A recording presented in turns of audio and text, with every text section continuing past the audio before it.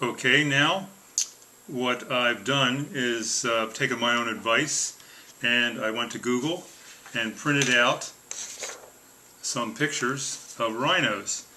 And up on the top here we have the African rhinos, and down here with the very distinctive plates, kind of plate skin shapes here, that's the Indian rhino. So for this project we're going to focus just on the African rhino here. So let me just start to point out a few differences. You can see that this area here, the abdomen and chest area, are not quite the same as a rectangle.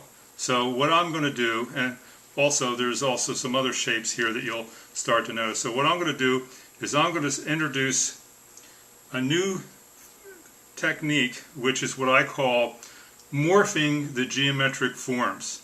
And this is the process that I developed just after I started combining the simple geometric forms to create simple animals. This was a kind of a natural evolution in how to shape the geometric forms, make them become more complex and more realistic to the animal I'm trying to create. So let's begin.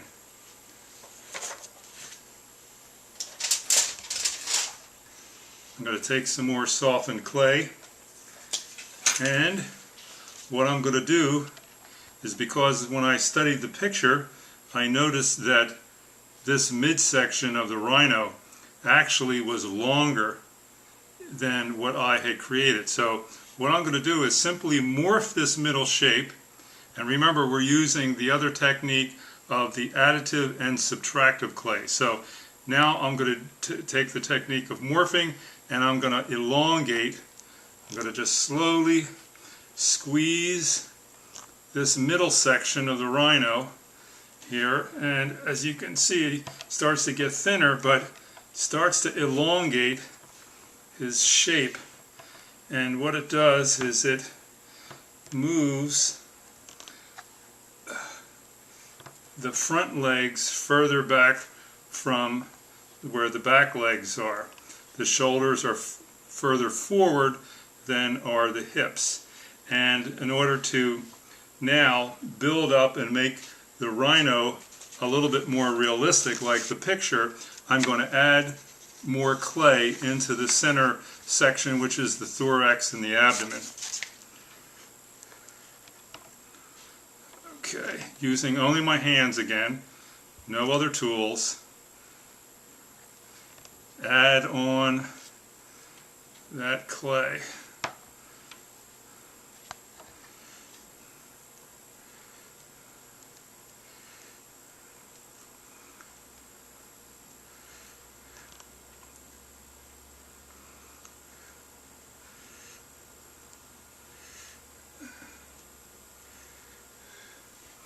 And you can start to see how I'm filling it in. I'll show you the other side to show you the difference. We're starting to fill in, creating this nice new geometric form which represents the rhino's stomach in this area. And you can see over here what it looks like before we do that. Again, just add on just a piece of softened clay. Just smooth and fuse that new clay into that area there. A little more.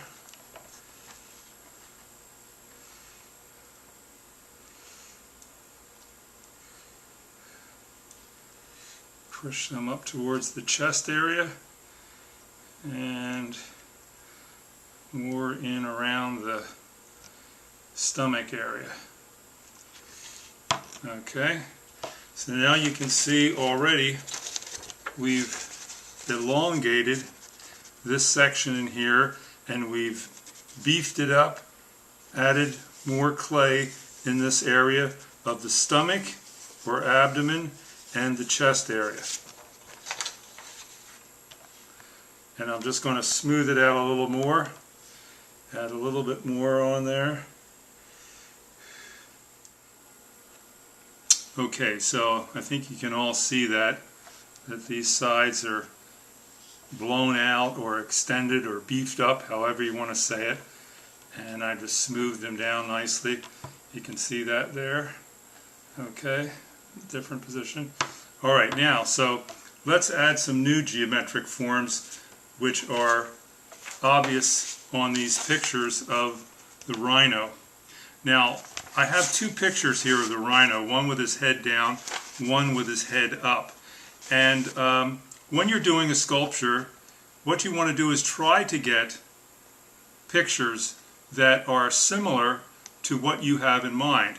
If you have a picture that shows the head up, you want to get one like that. If you have a picture of a really good side view that shows this anatomy in the midsection where the chest and the thorax is, and the sides of the leg, a nice side-on shot, you want to get that as well, even though his head's not raised.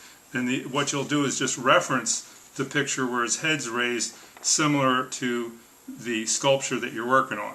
So what we're going to do now is I'm going to add some forms that we see in this picture here, which is in the shoulder area.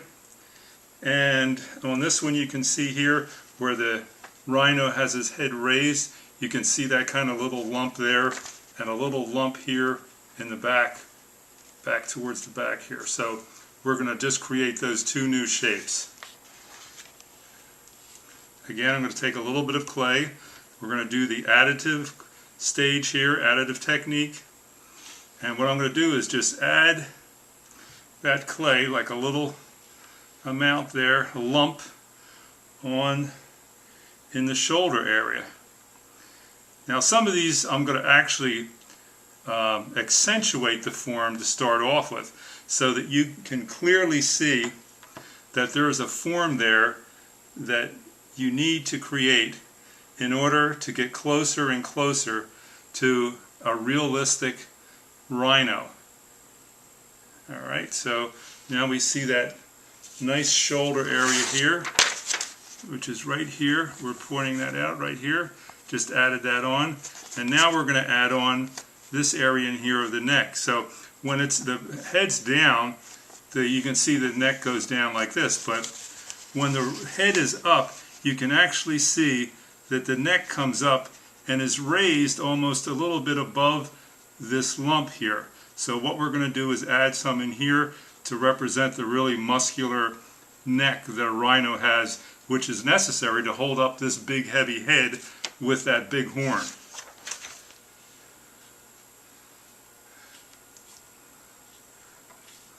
Okay. Nice little lump like that.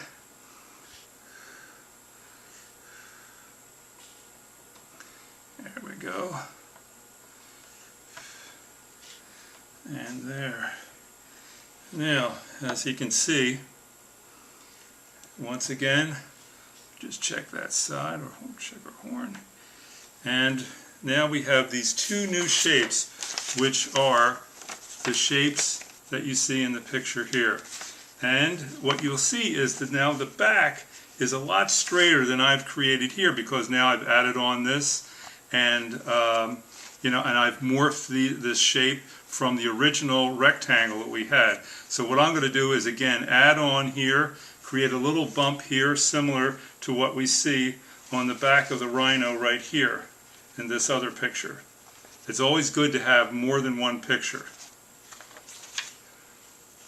First, what I'm going to do, because this is basically the rhino's rib cage here and backbone, I'm just going to roll out a little piece of clay like that and press it in there, push it down on either side, and create that line that gives us the feeling that we see, or at least gives us the profile that we're seeing in that other picture. A little bit more in here. This is going to be a very muscular back, because these are very powerful animals, the rhinos. Okay, a little bit more up in here so that goes with the other shapes that we've created, like that, and a little bit more on this side. I'll turn this way and duplicate what I've done on the other side.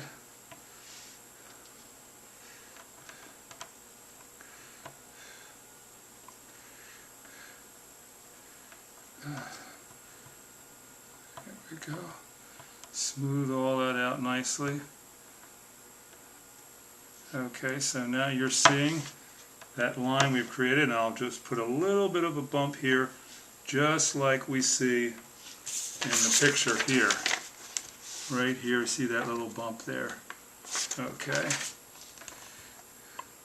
And that's just a little projection somewhere along the vertebra or backbone of the rhino, like that. Alright, so now you can see we've created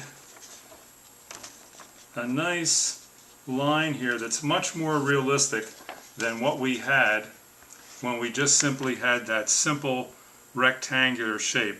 What did we do? We elongated first that rectangular shape to create that area that we're seeing here on the rhino is a much more elongated than what we originally had.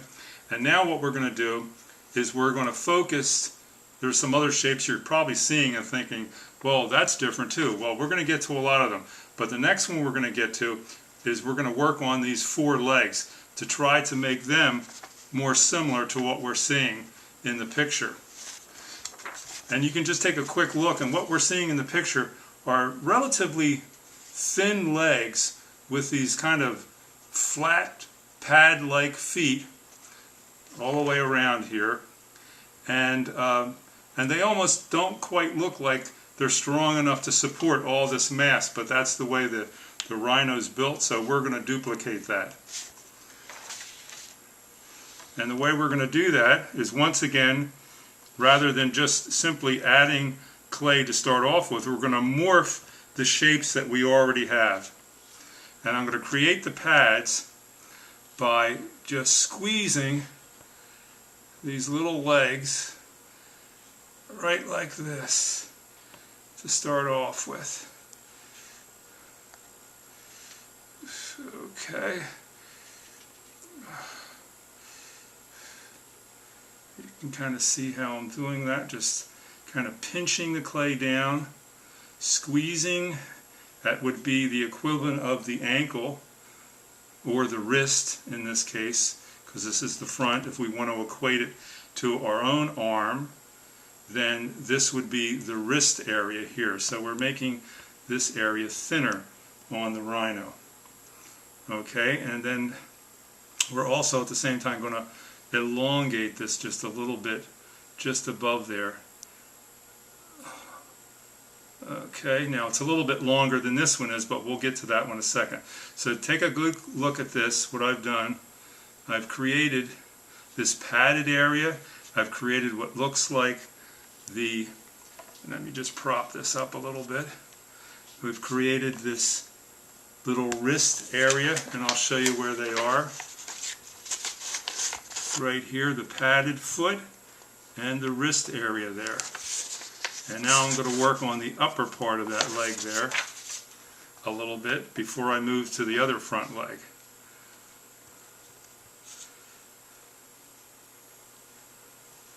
I'm going to add a little muscle area in the front there, like that. And I'm just going to smooth that in to the top part of the leg, like that. Okay.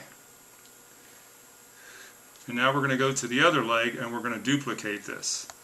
So once again, I squeeze and pinch the leg and shift that clay upwards and create that little ankle. And what I'm doing is I'm pinching and squeezing and rounding, and at the same time I'm pushing some of this clay up on the leg here.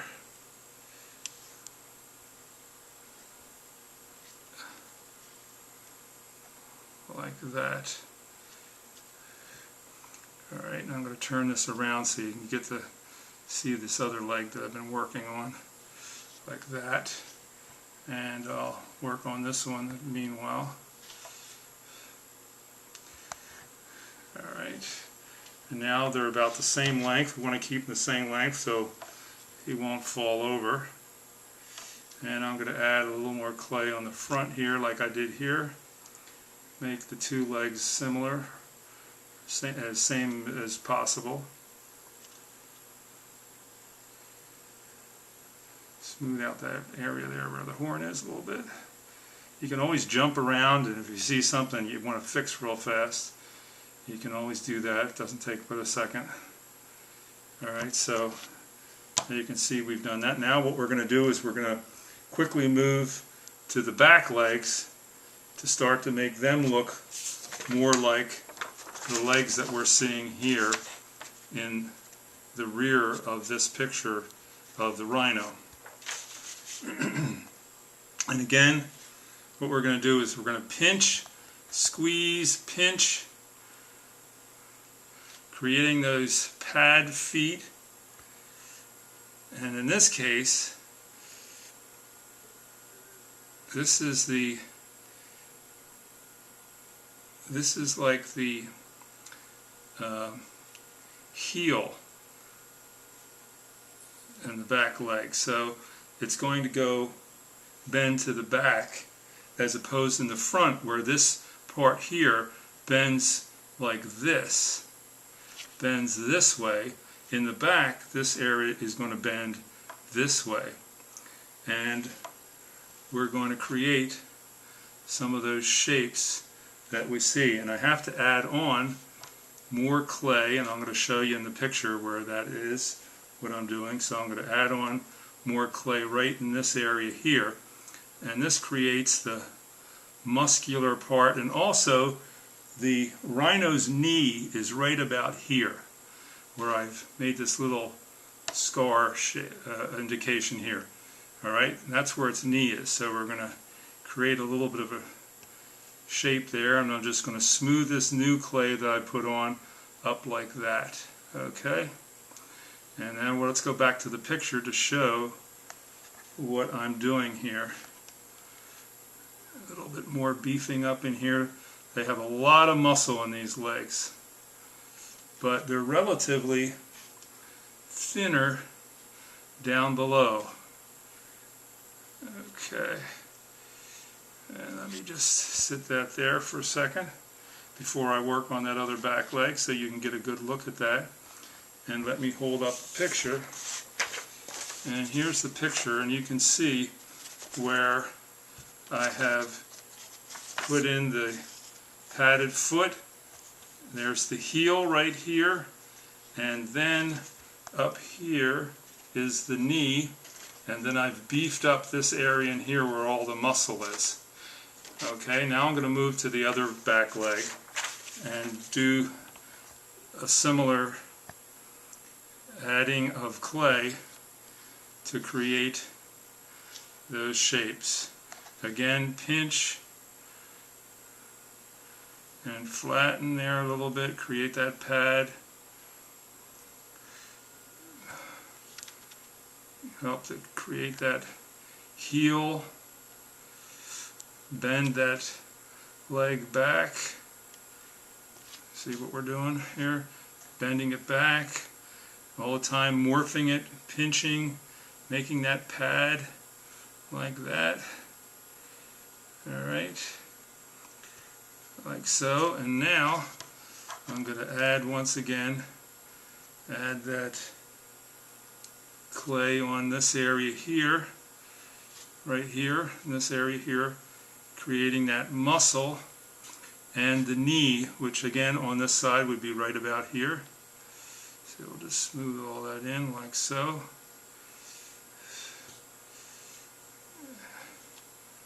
Okay, and a little bit here in the back. Alright, so you can see that the new shape that we've created. And let me show you once again what it is. Let me turn this around and I'll show you what we've done. what we've done is we've taken that stump of a leg, which was the first very simple geometric cylinder, and we've taken and we've squeezed in this area here. And when you do that, you automatically create this little padded area.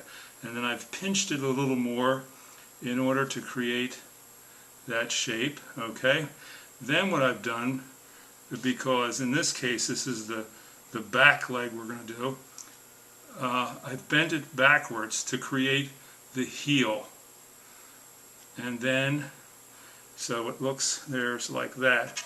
And then in this case, like you can see, just about where the original cylinder touched the body, which used to be that rectangle, that's just about where the knee is located.